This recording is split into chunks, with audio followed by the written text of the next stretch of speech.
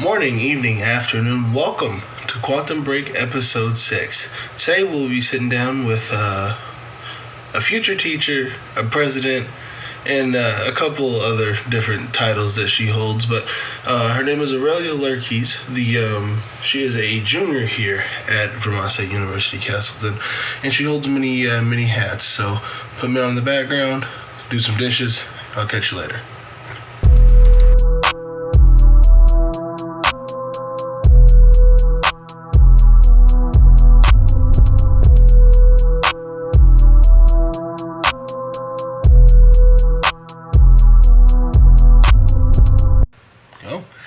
How are you?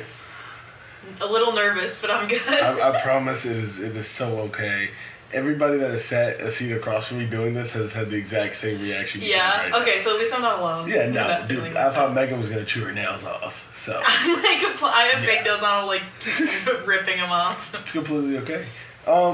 So, as you know, I'm Jaquan Johnson, so I know, this is crazy. These people don't know you, though, so introduce yourself. I'm Aurelia Leerkes. I'm a third-year student at BTSU Castleton, secondary education major, English major, # double major life. Bang. KMS. Just kidding. I'm currently the Student Government Association president at the Castleton campus, and I'm an RA in Hoff Hall.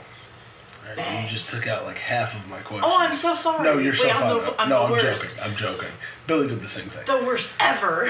So, what's your major and why? You listed 2 majors. Yeah, so I've known I wanted to be a teacher since I was in like first grade. Mm-hmm. I got inspired by my first grade teacher. I loved her, and I was like, I want to be you when I grow up.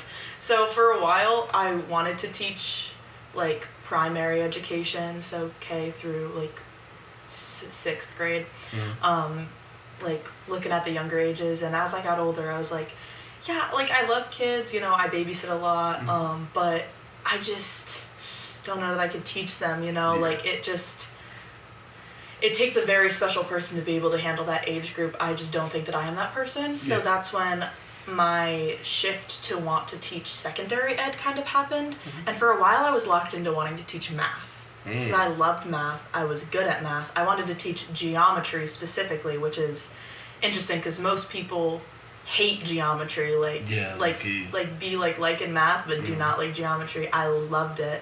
So I wanted to be a geometry teacher up until about my sophomore year of high school. I got into my junior year and I took pre-calculus. Oh, it was so bad. I hated it. I just was bad at it, and I'm going to describe this in a nice way. My teacher for pre-calculus was so informed and smart in the topic that I think that sometimes he had a hard time understanding that we were not there with him and we were not following. So his like teaching method just didn't work for me personally, and it really destroyed my confidence in my math ability. And at that time, I was really loving my English classes, and I had been for a while, and my old English teacher like really inspired me. And I was like, I really like this. I love the fact that like you can read something and so like you could take a different meaning out of it every single time. And two people can have completely different takes on what a certain passage meant or a story meant, and they can both be right. Yeah. It's like in math there's like such a right and wrong, and in English like there's not. Like there are grammatical rules you should follow when you're writing and such, but the opinions that you take from pieces, as long as you can find the evidence within what you read to back up what you're saying, like it's not black and white. Like there's so much gray area, and I really like that because I feel like it creates such positive conversations within classrooms, and that's something like I really want to do. That's why I want to teach like preferably high school age students, because you can have more of those conversations, but that's why I like I'm looking at secondary. That's right. So would you say there's just like a lot more freedom? Yeah, so you have to prepare for, well, I want to teach in New York, so you have to prepare for the regents at the end of the year. So you should be teaching specific things, but depending on your school district, you really do have freedom in like the books you teach, like how you teach things. And I really also love like the expression that can happen like within English classes, like the writing and stuff. I think like I really loved writing like essays and personal essays and like argumentative essays. So I hope that like I'm able to teach people to also love doing that. That's fair enough. So we are currently sitting in Hoff 318 on the Castleton campus. But, you know, you've been here longer than I have, just a little bit. You're not from here. So what made you choose Castleton? Like, it's not necessarily a pop-out sort of thing. It's sort of just like, it was a choice. But what... It was a choice. It was a choice. So what did you like about Castleton? Like, why did you come here? So I always kind of knew that there was a couple schools that I knew I was going to apply to. Growing up, I was really set on the fact that I was going to go to SUNY Plattsburgh because that's where both my parents went. Yeah. So I was just like, I'm going there. And also because a lot of my teachers from the past went to Plattsburgh, but also a lot of my teachers went to Castleton. So it was somewhere I was looking into, as well as like I had done sporting camps here for like softball, like for a couple years. So I was very familiar with the campus and the area. It's also a perk that it's really not that far away from my house. I am extremely family oriented. Like there was some colleges I applied to in like Western New York, so I applied to like SUNY Geneseo, and I loved it there. I love the campus. It is probably the most beautiful campus I've ever gone to. Amazing education program, but it's like 5 hours away from my house. Which, like, personally, I just don't want to go that far. Like, I know that there are a lot of people who do like to go far away for college. I'm just not one of them. I really love the idea, especially having younger siblings, that if something important happens in their life, that I can be there. Because I, like, loved having my older sister there growing up for, like, the important events in my life.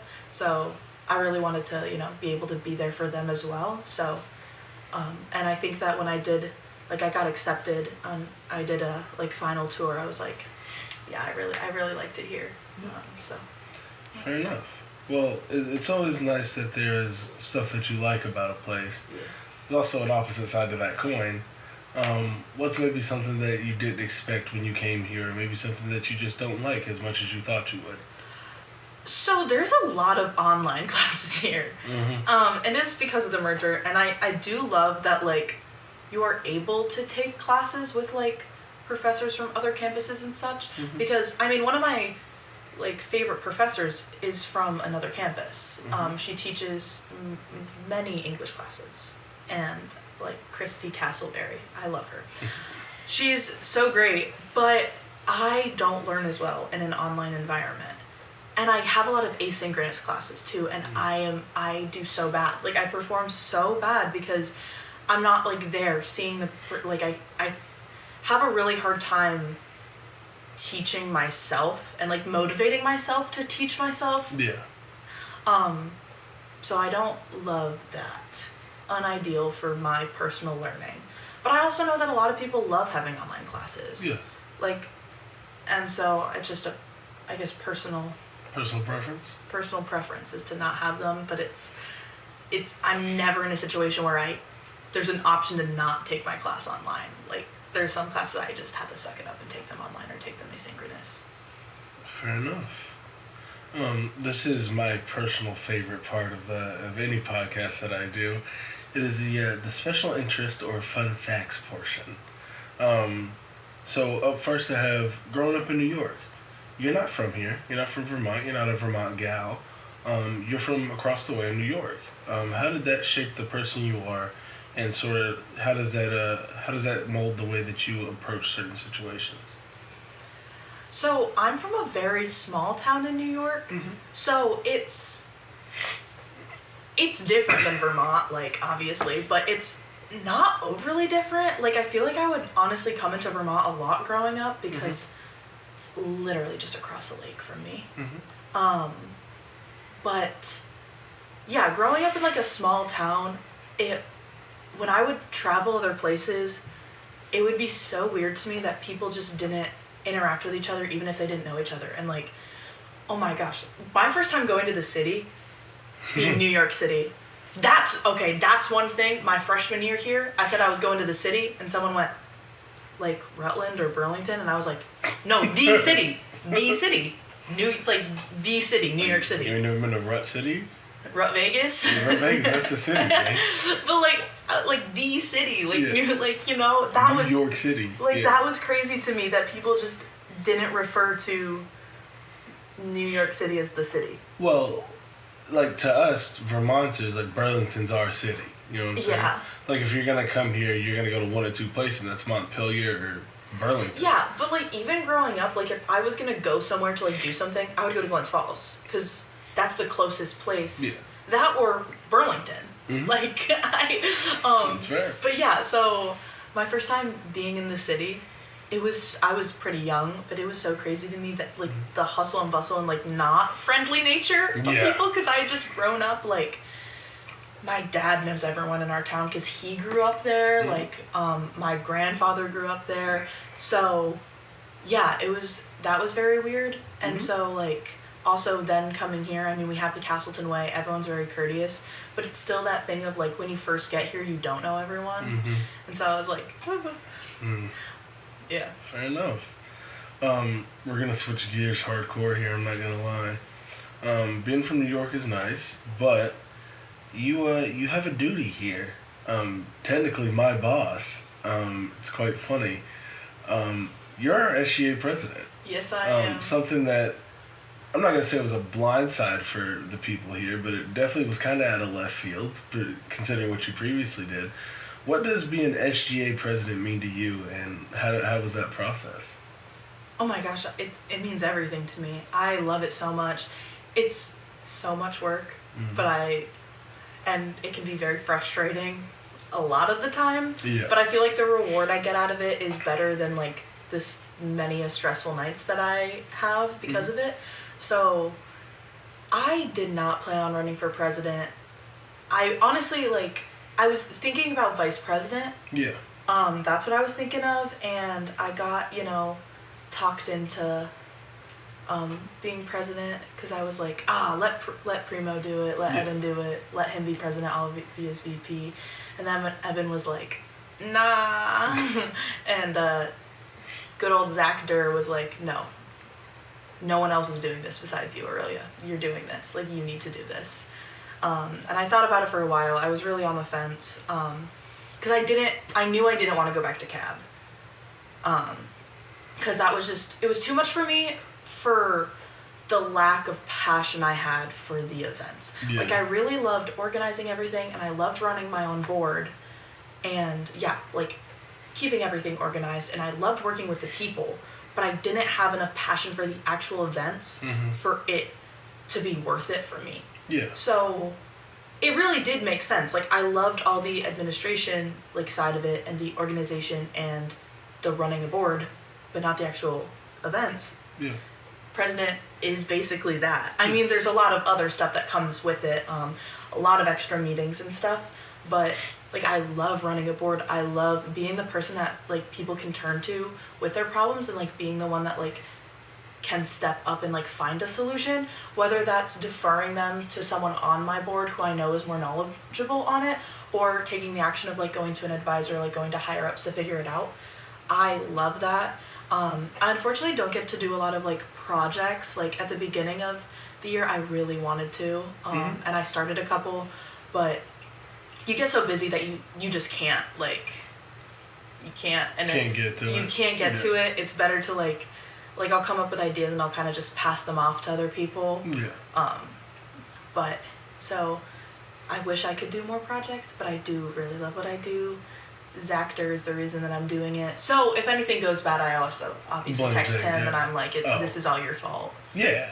That's fair. Like, I wouldn't be here if it wasn't for you. Yeah. So, any minor inconvenience, I'm like, hey, this is your fault, by the way. You made this happen. Fair. You are the reason I'm stressed right now. But I really love it, and I'm glad I made this decision. It's good. So you referenced your CAB experience. Yes. You wanna talk about that a little bit and how that really was and what made you kind of not go back to it? Yeah. Well, I joined CAB my freshman year. as just a general member, best decision I've ever made. I wanted to be way more involved on campus. Like, I felt like I wasn't utilizing my time, and I was like really set with the people that I was hanging out with, and I kind of wanted to like broaden my horizons. And my dad told me just get involved in anything, like just join literally anything to meet new people and like get the experience. So I joined CAB, and I really liked it. I loved being on Thomas's board, like, because Thomas Kehoe ran CAB my freshman year, and I met a lot of great people, and I had so many great experiences, and he was kind of like, him and Marty Kelly were like talking me into, running for Secretary of Campus Activities, because they didn't have anyone else who really wanted to, and they were like, we know that you could do it well. And I was like, no, I'm not going to do that. I'll run for like one of the chair positions on that board, but I'm not going to do it. Big theme here is me not wanting to run for something and someone else convincing me to do it. Yeah. So I was in Haskell hanging out with someone, and I was leaving to change and then come back, and Perry Raguzes was on duty in Haskell Hall. And he was like, Aurelia, you running for Secretary of Campus Activities? And I was like, no, sir. I'll run for like head of social media on CAB. And he was like, no, you're gonna run for Secretary of Campus Activities. I was like, but I already have my paper, and like it's mostly filled out, like can't change it now. And he was like, so go get a new application right now. And I was like, yeah, but I have to go back to Hoff and change and get back here before 11. And he's like, no, you have time. And he had like a bunch of people sitting in the office with him, and he was like, no, you have time, go grab it, go change, come back, and then we'll all sign your form for you. And you're running for this position. And I was like, yes, sir. Yep. Yep, okay. Yes, President. Yep. Yes, Barry. So yes, Barry. So that's how I got into the position. Okay. A lot of like organization went into the... Well, okay, so the fall semester, unless you were the head of CAB this like year before, the fall semester and all of its like events and everything are totally not up to you. Like, you can plan everything's already been booked. Yeah. So you're running these activities that you didn't pick out. Yeah. Which I think, like, in the fall is really what I struggled with, because I was like, these were just not some of the things that I personally would have picked. Yeah. Right? So I think that spring semester I had more fun with it, because I was the one who got to pick out and bring the people, like the performers onto campus. Yeah. But the events I really love, and like actually really love hosting, is our like homegrown events. So like plant your own succulent, the craft nights, the like bingos, auctions, like stuff like that, where like you're either like resident or not residents, RA brain, students get something out of it instead of just like sitting and like watching someone. Yeah. So I got to pick all those out, which I really love. But yeah, fall semester, you don't really get much say in what's happening. Like, you run homecoming, but you didn't pick out anything for homecoming. Yeah. Like, you are running all these things that you had absolutely no say in, which is kind of crazy. But it was just a lot of work, and it was really draining. And I would be in the office till like 3 a.m. every day just trying to get my schoolwork in, and my grades were really struggling, and I didn't really like balance things well. I think that because you have, CAB is so much. Until you run CAB, I don't think that anyone really realizes how much the head of CAB does. Because you typically have like one-on-ones with both Marty and Kayla each week. Yeah. So that's 2 meetings. You have your CAB meeting that you run. You have the Congress meeting that you have to go to. And then you have 3 events that you are mandated to go to per week. Plus additional things like within then. Because a lot of times people want to meet with you. You have planning to do. I also, there was areas where maybe we were lacking that I was picking up a lot of like that work. And work that I necessarily didn't have to be doing or should be doing. Yeah. But I was doing it anyway. And I just, for the amount of work I was putting in, I just didn't have enough passion for the end result as I needed for how much work I was doing, so it just burnt me out so much. That's fine. And now, as much as I love CAB, and it holds such a special place in my heart, and I think it's so important for this campus, Owen Duffy has so much more passion about the events that he puts on than I could ever have. Like, and I think that if you were to combine the good attributes of both of us and put them together, you would probably have the best CAB person ever. Because I think that my organizational ability and ability to, like, kind of, like, nip stuff in the bud, you know? Mm-hmm. Like, I was good at that stuff, but I didn't...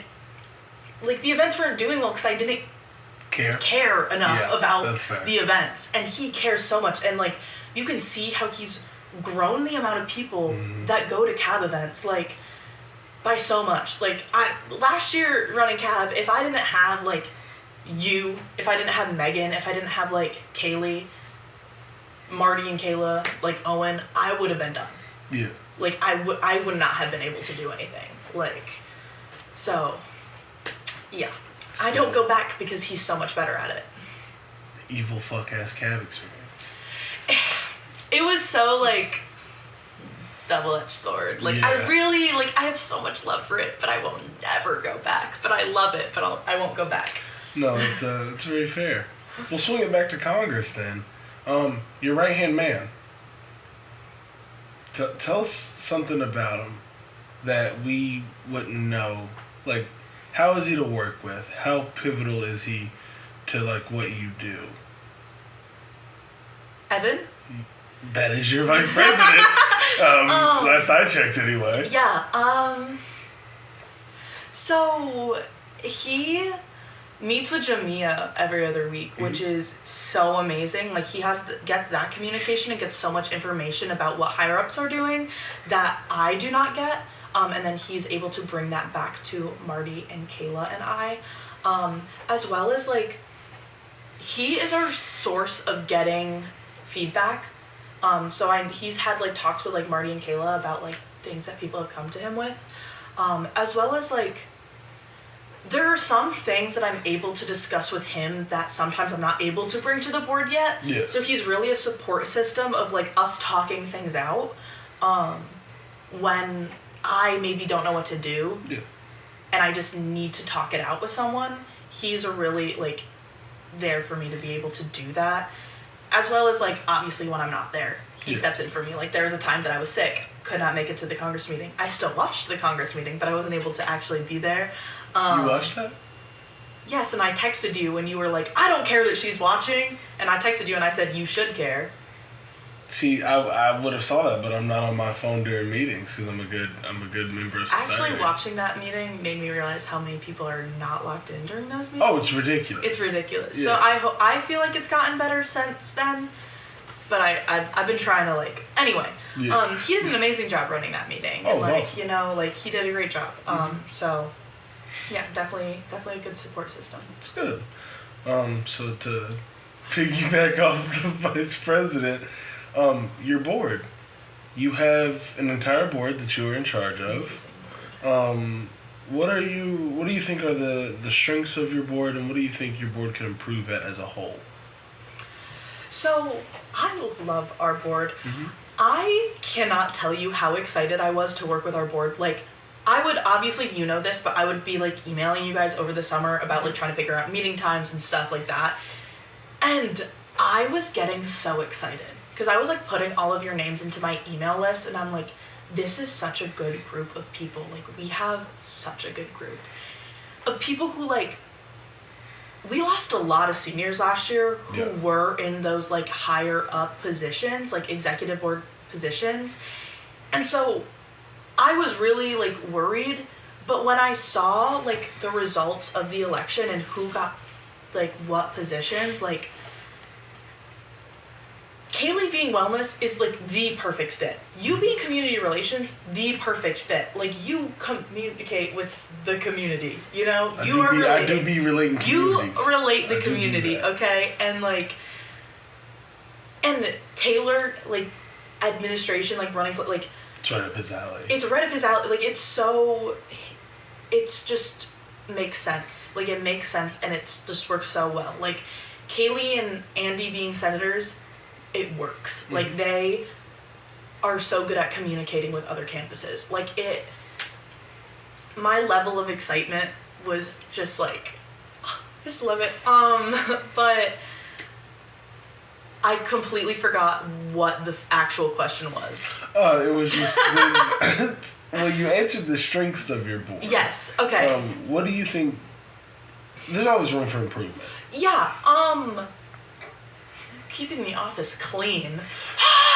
You know those bowls that I talked about that need to be washed? Okay, let's talk about the trash. Still dirty. Someone ate ramen in one of those bowls, I can tell. But I'll be damned if I wash them. I'm not your mother. I'm not picking up after you.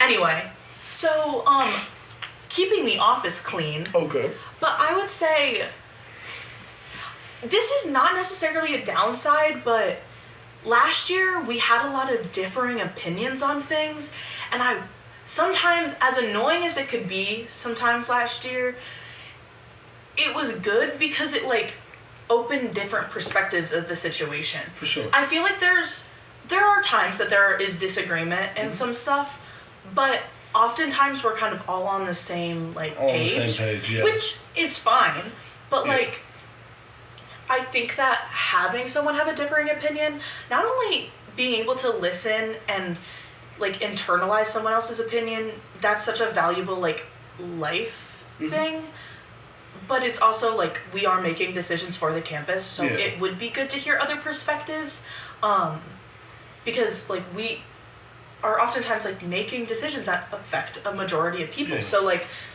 yes, it's you could look at it as if we're all in agreement, is this the right decision? But some situations there is no right and wrong decision, there's just a decision. So I would say sometimes I wish that people kind of spoke up about opposite opinions. I feel like sometimes there's people who are kind of neutral, and so they kind of are just that was a good point, yeah, I'll just do that. And I would love for there to sometimes be a little pushback of have we considered this side? And there's only so many times that I can do that, you know, before you look like a dick. Before I look like I'm just disagreeing with you guys, because I think Liam's really good. Liam is really good. Liam Taylor, those guys are really. Anytime I want a differing opinion, I always look towards that end of the table. Absolutely. Because especially Liam's a very well-spoken person. He is so intelligent. He is so I'm in awe of Liam as a human being. He's so smart, he's so considerate, he's so kind, and I meant it when I did the gratitude presentation that I did for you guys. He really is our voice of reason. He has different options to stuff that he presents to us. He has have you ever considered it from this way? But sometimes he's the one with the original opinion, you know? So yeah. And then Taylor's right there with him with it. Taylor brings a sense of not only the opposite side, but with backing evidence of why it should be that way. Yeah. So I always love hearing those two. Every time I see a hand go up from those two, it's always I kind of perk up a little bit, because it's I know something's coming. So. I would say the other thing is probably when there is a differing opinion, I think the board could work on their reactions to that opinion when things maybe are said that are not what they agree with. But that's fair. That comes with learning and aging and maturity and stuff. You can't ask someone to join a board and then them be perfect as soon as they step on. So. Can't win them all. Yeah. Yeah. All right. Well, that was your last Congress question. So congratulations, you got through that. I'm a big guy. I am. I'm a big guy. That's I promise that connects to the next question. What's your Dunkin' order? Every time I see you, you got a coffee. Okay. And I want to know the order. So my go-to has been okay. So Dunkin' specifically, 9 out of 10 times I'm getting a cold brew oat milk caramel. But I reduce the amount of caramel in it, because when you go on the app, it automatically puts 3 in there. I reduce it to 2. So you're a medium gal. Typically, unless I'm really tired, or I think that I could fully chug a large one, which is a lot of the time, but I just I'm broke. So those extra few cents between a medium and a large, they can add up. It's a lot, bro. What is it, $2.49 to $3.49? That's $1.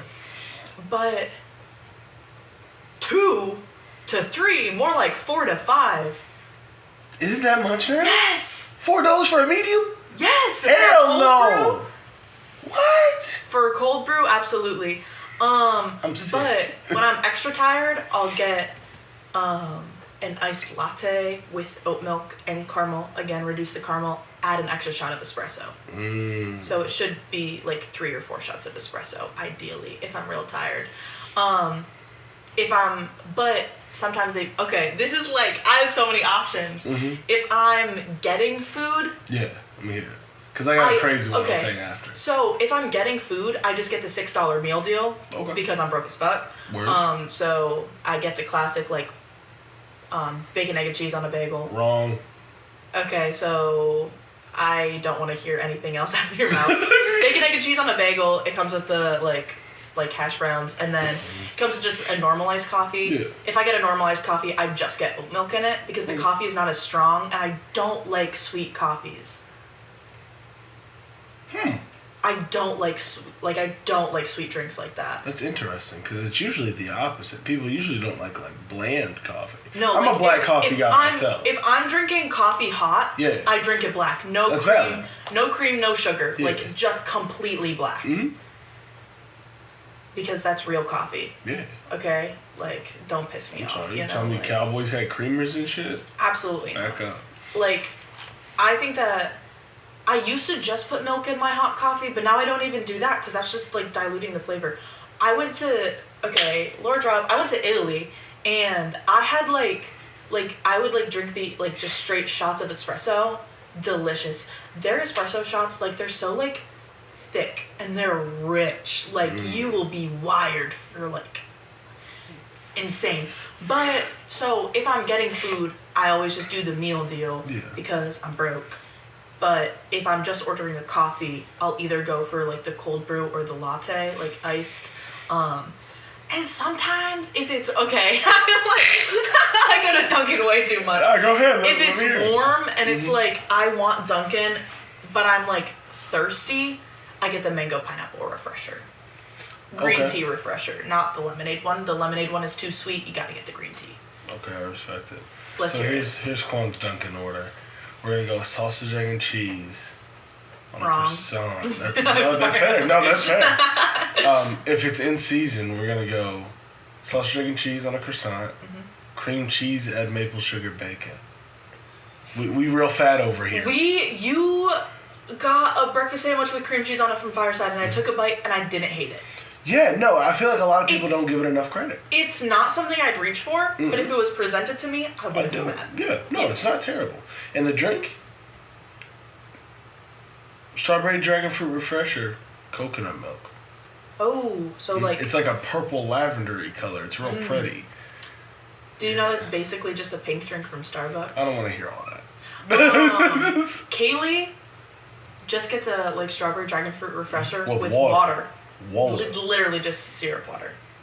And it is so sweet that it actually I take a sip and it makes me want to throw up. I got the beans. With the most love and respect to her in the world. If she likes that, I'm vibing with it. Go with it. But she'll always offer me a sip, and I'm like, girl, I love you so much, but I cannot drink that if I want to keep what's in my stomach.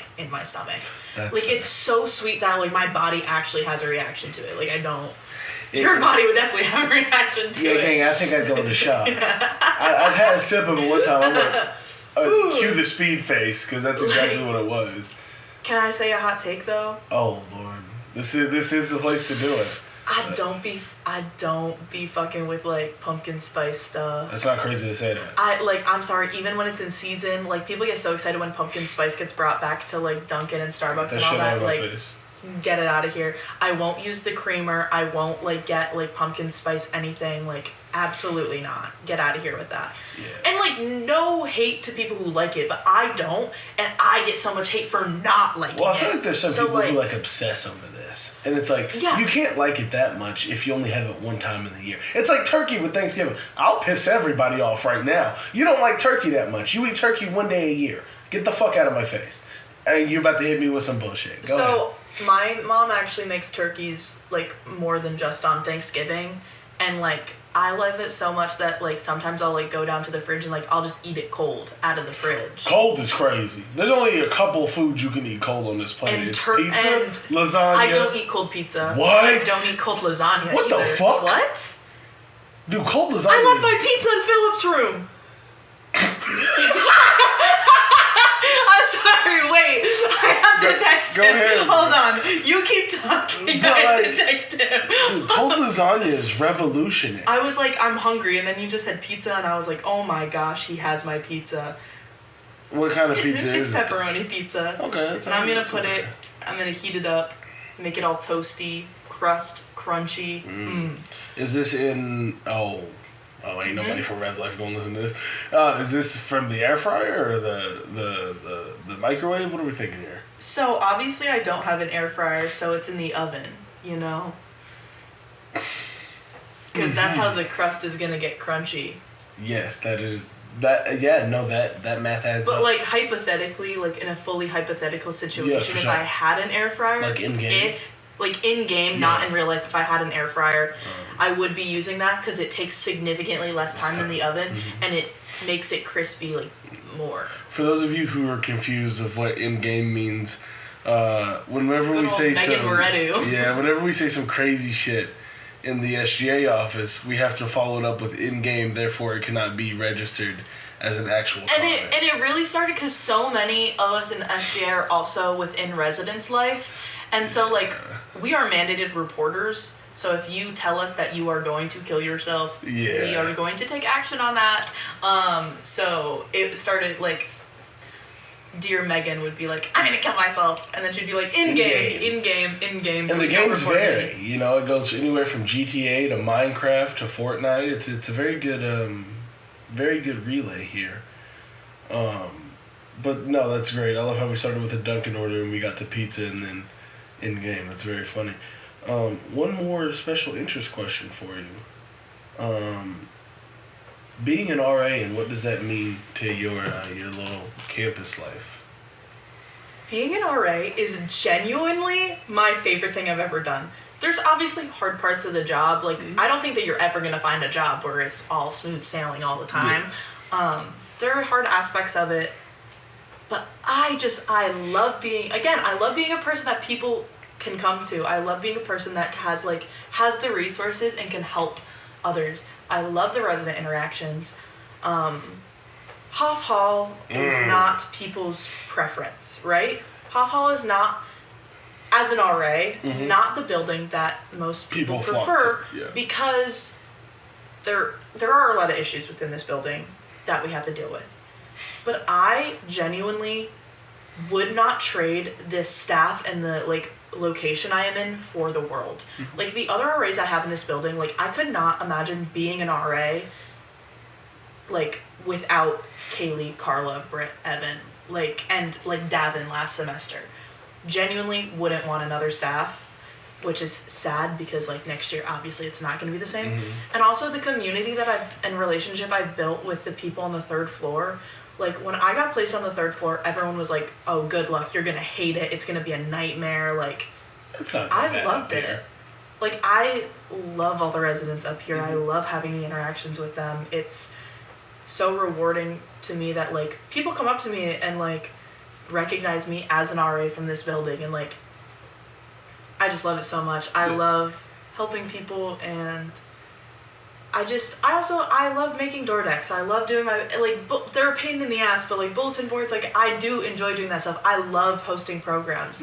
I think that really fills the small, tiny void that CAB left. Yeah. I was about to say, isn't that sort of the little CAB hole? Yeah, and it's all homegrown stuff. Yeah. It's the stuff that I really liked in CAB. I get to host Just Dance tournaments and paint and sip events and Pyre RA events. I get to do that stuff, and it's so much fun.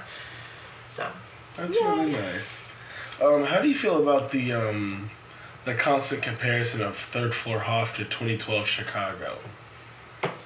That's a comparison that Yeah, I mean, I think when I first moved up here, because I was on the second floor originally, and then the first, and I moved up to the third. Yeah. Someone goes King Von just kind of runs up around there and does some bullshit. I'm like, the fuck are you talking about? They describe this place outside of this place like a war zone. I want you to know that. So I think last year was significantly worse than it is this year. I knew some people on this floor. Is what I, like, so I really think that, like mirrors were being broken. Like, people were getting charged for stuff. It was an unideal living situation for people who were not involved in the destruction of this building. Mm-hmm. One of those people being me, but thankfully I lived on the first floor, so I didn't have to You were safe. I was safe. And also, last year I ran cab, so I was never in the building unless I was asleep. That's fair. You know? So, like, so it was whatever. So, but, like, again, Hoff still has its issues, especially on the third floor with, you know, leaving garbage everywhere and stuff like that. But it's not as bad as I think people would describe it. I think that it's always worse in description than it actually is living here. That's fair. And I think that's the way for most things. Like, when something really bad happens and then it's like it kind of gets moved on from, when the place is still talked about, it's going to be talked about in that negative light. Yeah. Like, nothing even close to, like, the stuff they had to deal with last year has happened this year. Mm-mm. But when you talk about Hoff Hall and living on the third floor, people are still going to be like, oh yeah, good luck. Like, it's horrible on the third floor. It's not that bad. I love it. It's not terrible. I love it up here, low key. Like, we got like 2 DJs on this floor. It's pretty sick. Something's always bumping, so. This is true. However, they do low key be bumping it in the common room right next to my door, so sometimes it's annoying. But also, if no one complains about it, like, I'm not gonna go out there and tell them stop. I'll just fall asleep. I just put my headphones on, really. Yeah, like the chick next door, she'll like turn her JBL on. It's like right on the wall. I'm like, oh, okay. Yeah, I mean, like, I'll always take action and, like, tell people quiet down if someone else is complaining about it. Mm-hmm. But at the end of the day, people are just living their lives. Like, we're in college. You're not hurting anyone from playing music. All right. Here are some fun questions, and then we got, like, 1 or 2, like, semi-serious ones. Okay, you ready? Okay. Are you going to ask me about the death penalty? Because I keep talking about that. And what? I'm fully... What the fuck are you on about? Have you not been in the office when I've gone on, like, ginormous, like, not rants, but, like, about ginormous the death penalty? Okay. That's gotta be, like, -5 blackout. No.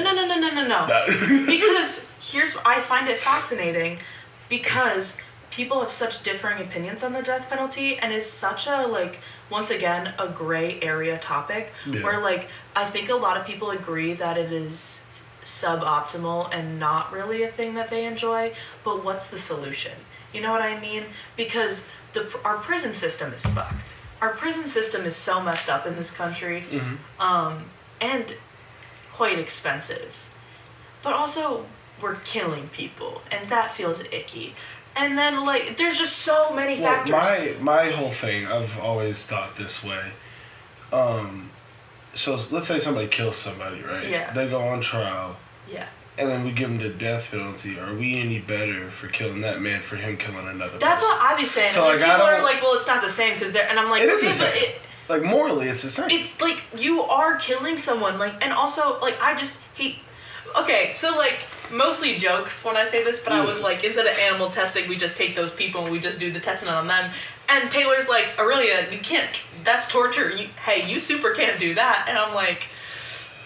Yeah... Because genuinely, like, our prison system is so bad that sometimes people are like, just kill me. You know? Like... Well, they're doing worse things in prison than death. Yeah, so really, it's not even a reflection of at this point, it's a reflection of our prison system. And the issue is that I have all these opinions, but I actually don't know the solution. Which I think is why I enjoy talking about it so much, because I want to see if other people, like, have ideas of solutions, because I don't. Like, it's something that I feel, like, morally very, like, strongly about, yeah. But I don't know the solution. So that's why I keep talking about it. So when you said semi-serious, it reminded me of that, because Burgess and I keep talking about it. And good old Burgess. And we keep talking about it, like, in the office, and then, like, at dinner, like, randomly. So, anyway. Well, I think if there was a solution, I would say it would just be, like, oh, I don't know if I could say that as a black man. Oh, like, labor? Like, put them to work, I think, would be a good, like, put them to work for, like, life, right? It's like they have to work. Yeah. They don't get paid either. They're still housed like they would be in jail. No, that's slavery. Hey, Super can't do that. Yeah, no, even in prison, they still pay people for the job. I was trying to really push it through there. Yeah, we're gonna move on. Fuck me, dude. That's crazy. That's nuts. Quan Johnson's solution to the death penalty is slavery. Yeah, fuck me. Jesus. No. All right, so vocal stim of the week. Oh, jeez. Mine currently is, I put him in a full Nelson. I started aiming them at the handlers. That's mine right now. One that I'm just bringing back today is I constantly, in the past, have been just saying, like, and then I took her to my penthouse and I freaked it. Ooh. Love saying that. But Kaylee and I, we're nerds. I love Hades Town, so whenever we're like, oh, I'm on my way, I'm coming, we'll just start singing, like, I'm coming, wait for me. Like, you know this song? Like, I do. Yeah, so we'll just start singing that. I heard that in the office. Yeah, and we've been doing it for about, like, y'all started harmonizing. It's quite, like, it would be beautiful if we had any sort of, like, ability of singing. I didn't think it sounded terrible. Yeah, but it didn't sound good. Fair. But it's not for sounding good. It's for the bit. It's for the love of doing it. It's for the love of the game. Yeah, I respect that. So I'd say right now it's that. Also, like, I'm such a fat fucking chud.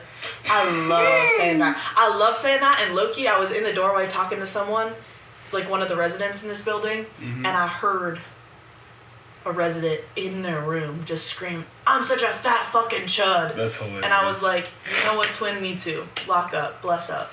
Word. Okay. Word. Your next question is Song of the Day.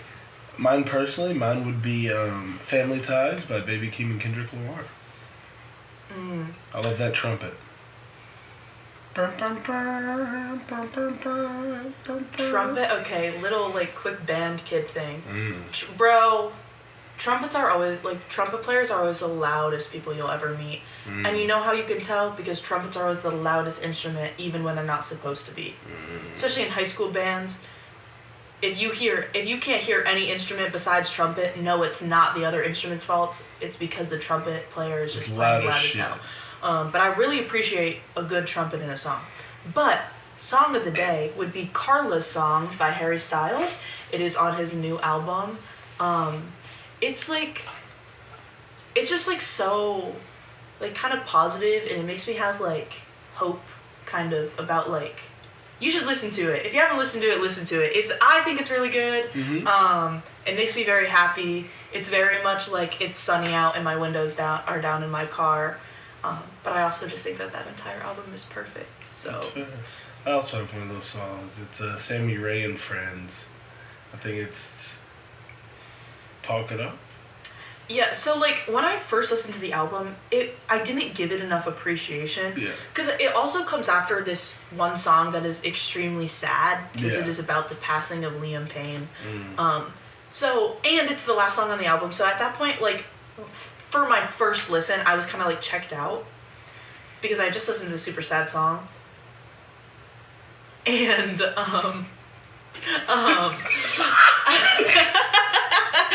and so I just didn't give it like the time of day, but then I kind of like went through and I like individually listened to each song, and it quickly became one of my favorites when it was like one of the ones I kind of just pushed to the side beforehand. Yeah. So when it was separated from that sadness, it was like as I listened to each song separately, like it just so quickly became one of my favorites. It's very like vibey. I definitely I love good lyricism. Like that's why I really love some of the Taylor Swift albums that are lyrically like better, like Folklore and Evermore. But at the end of the day, I'm a vibes girl, and like I'm going to bust down to any song that is upbeat and happy and fun, and it could have the most ridiculous lyrics in the world, and if it is a fun song, I am vibing. I respect it. Not that this is a ridiculous song. It's actually very good lyrically, and I feel like has good meaning to it, but it's like valid. Yeah. All right. Flavor of the week. It doesn't have to be ice cream. It could be anything. Mine this week is currently Huden omelets. Huden omelets is crazy. Specifically, not like omelets, but like Huden omelets. Yeah, Huden omelets. So for me, it is. I would say I have two. We're gonna go. My basic answer, like ice cream flavor. Stewart's chocolate chip cookie dough. Specifically Stewart's. Stewart's is superior to any gas station and any ice cream place. And You've never had Buc-ee's, have you? No, and I don't need to because Stewart's is better. And I actually realized today that someone that I know has never been to a Stewart's before. Ooh. What kind of life are you living? One of the residents in this building. Gotta get them there. And I was like, literally every road in upstate New York leads to a Stewart's at some point, okay? All roads lead to Stewart's? All roads lead to Stewart's, okay? It is the holy grail of upstate New York. I live, laugh, love Stewart's. You go there for, this is gonna turn into like a whole Stewart's thing. Oh, okay. I want a sandwich, I go to Stewart's. Bang. I want a salad, I go to Stewart's. Bang. I want a slice of pizza, I can go to Stewart's. Bang. I want ice cream, I go to Stewart's. Yup.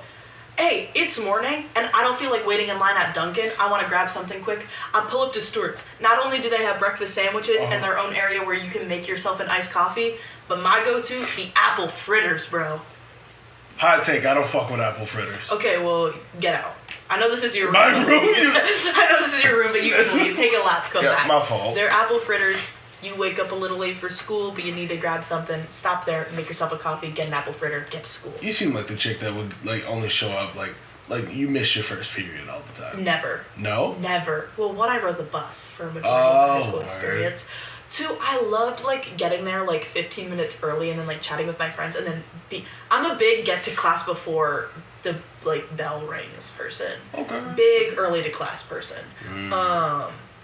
So you are mistaken. I apologize. No, I'll understand this time, but don't let it happen again. Yeah, for sure. But fun thing, a medium rare steak, bro.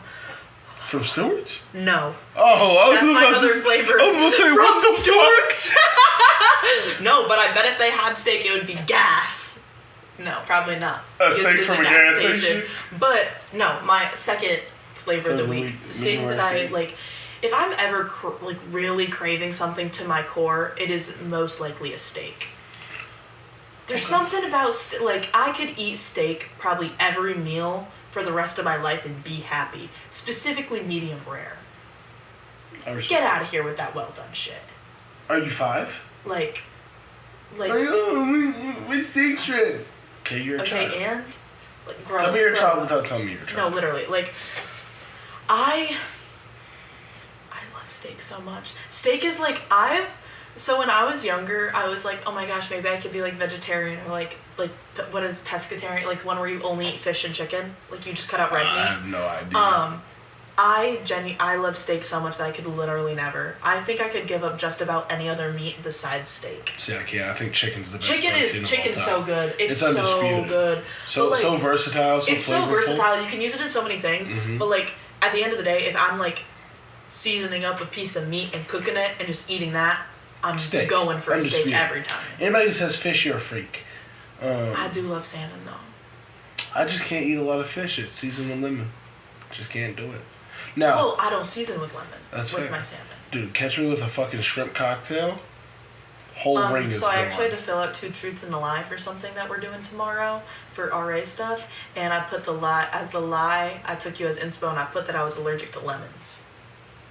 Because I couldn't think of a lie, and I was like, I couldn't think of one, and then I was like, I'll just put that I'm allergic to lemons because that's #real because Quan, but it's not my truth, so it's a lie. Okay.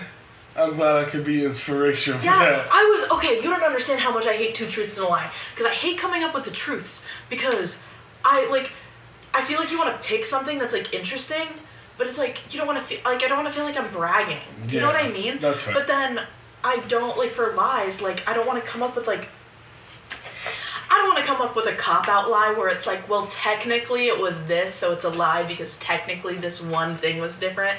But then, I don't want to come up with something that's, outrageous, so it's obvious that it's a lie. Mm-hmm. But then I don't want it to be, I just overthink things. At the end of the day, I overthink things. It took me 25 minutes to fill out the 2 truth and a lie form because I was just staring at them and I didn't know what to put.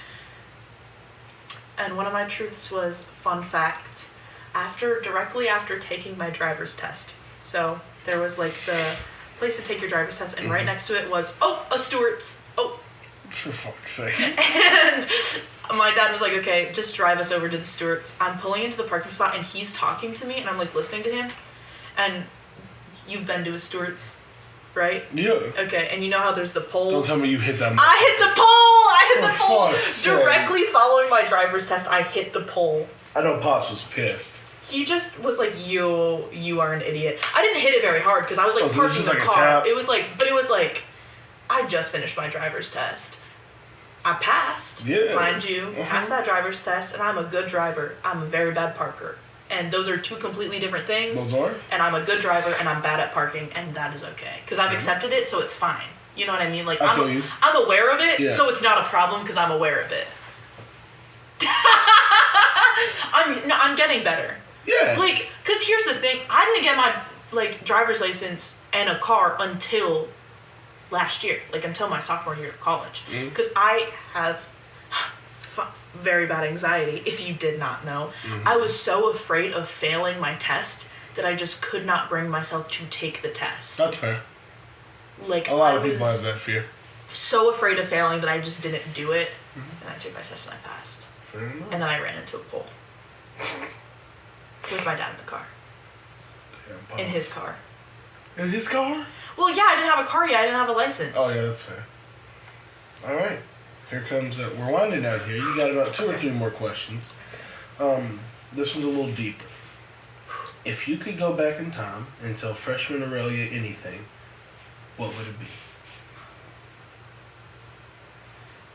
And you can go college and high school, or one or the other. It's up to you.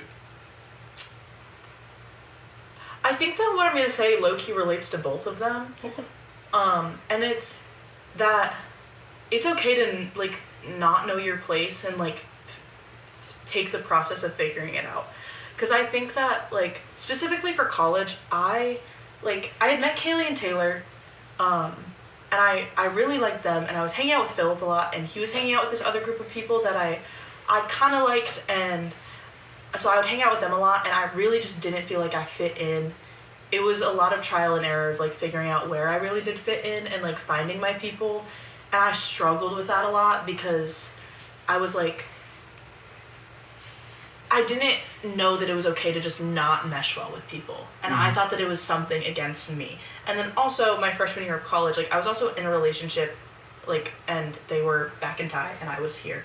So it was, like, hard. Like, I was taking the time to figure out where I fit in here while also trying to, like, hold on to that when it was just, like, for other reasons, just clearly not working. Yeah. And so it was a lot of struggle with, like, figuring that out. And then, like, my freshman year of high school, it was kind of the same thing. Like, in middle school, like, my 8th grade, like, graduation or whatever. Yeah. I graduated from a small, like, Catholic private school where my graduating class was 8 people.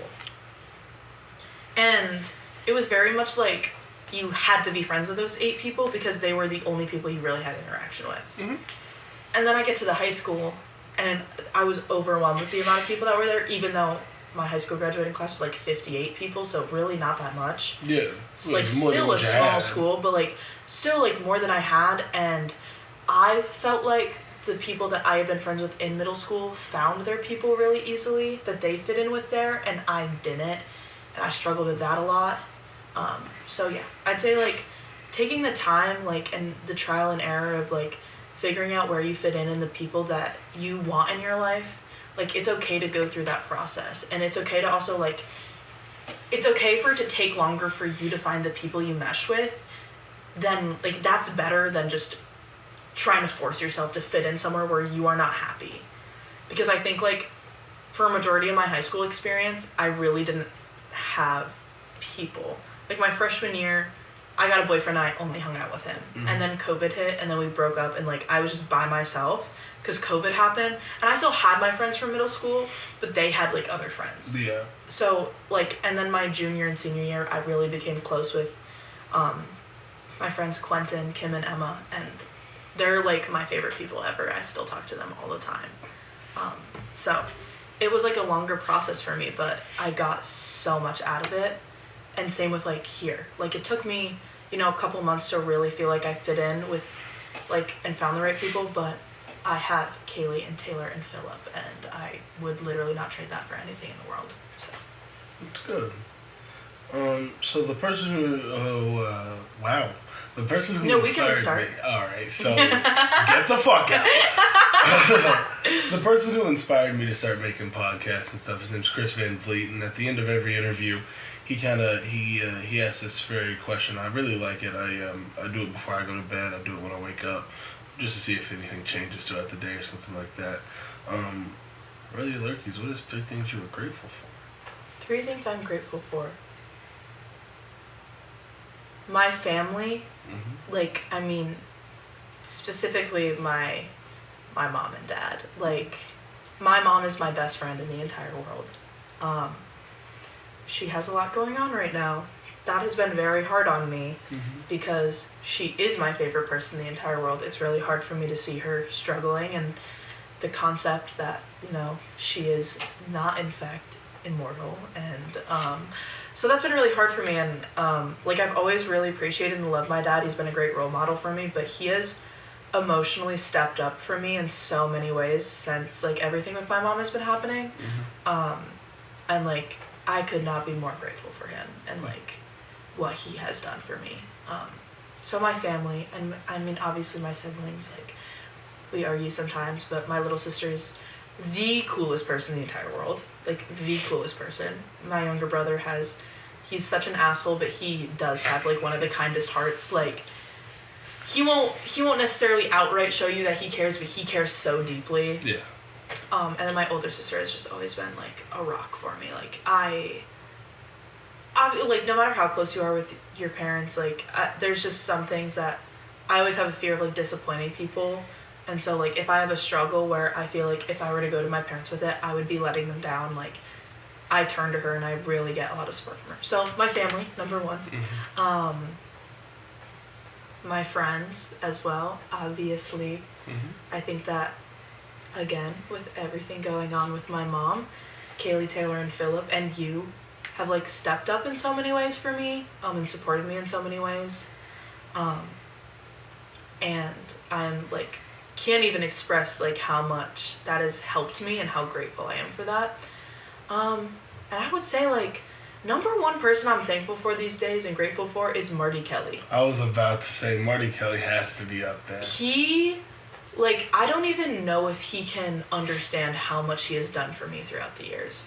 Last year, I was, Cab was beating the crap out of me emotionally. And I felt I super wasn't doing a good job.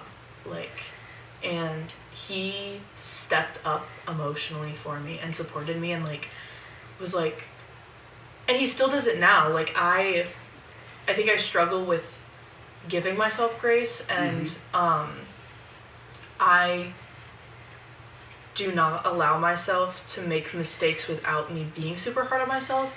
And he is always the first person I go to when I'm feeling like that, and he will talk to me and be hey, look at all these other things in your life that are happening. It's okay to make a mistake, and it's okay to not be perfect. And I think he has really, really helped me in so many ways. He's helped me handle situations that are difficult through CAB and through being president, and he's just been there for me to talk to about stuff as well. So Marty Kelly, probably every day I'm grateful for Marty Kelly. I was so glad to have him on the podcast last week. It was truly an honor. I took a real liking to Marty. I think more than he really understands, but it's always an honor to go and then pick his brain about certain things and learn from him. So I really hope that he realized, and I don't think he does, but I really hope he realizes how much we all really care and appreciate him. And I hold so much love for Marty. Yeah. He is an amazing genuine person.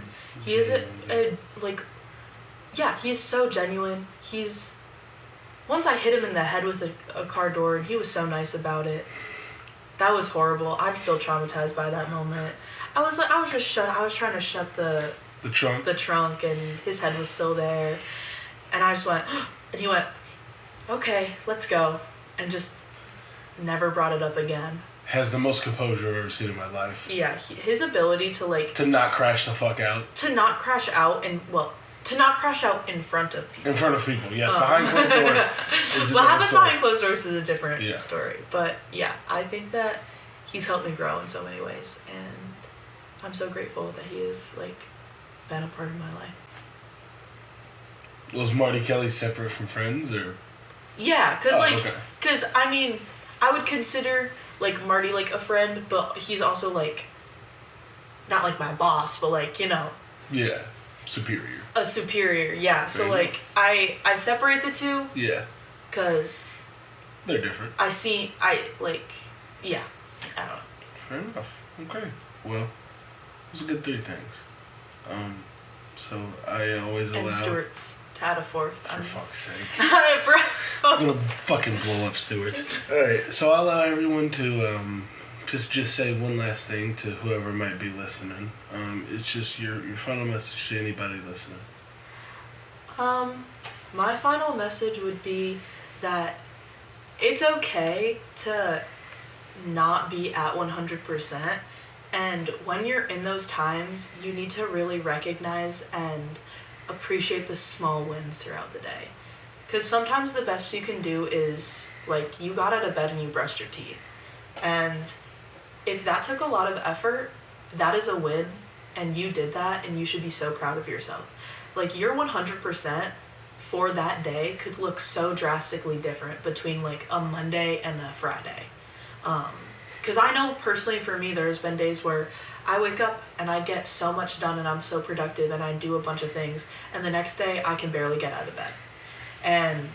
But I do it and I go to my class, and I had to take that as a win. And it was really hard for me to recognize that, and it's something that my mom really helped me recognize. So take the small wins if you need to just take the small wins, and it's okay to do that. All right, well, you heard it here. A win is a win. Take it when you can get it. This has been Jaquan Johnson with episode 6 of Quantum Break. I appreciate you stopping by. Tell somebody you love them, drink some water, and I'll see you in the next one. Peace out.